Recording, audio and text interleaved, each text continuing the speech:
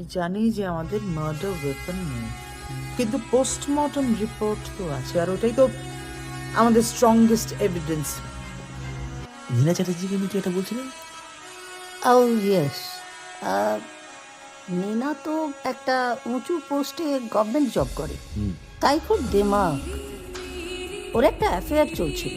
I saw একজন বড় builder ওর বন্ধু হয়, ও ওকে মাঝে মাঝে এসে পিক আপ করে নিয়ে যেত।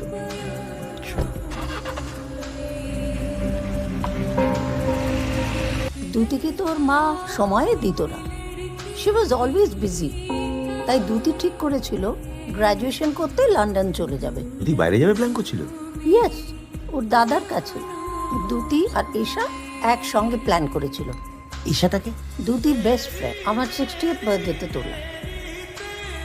এটা দুটি আর এটা ঈশা।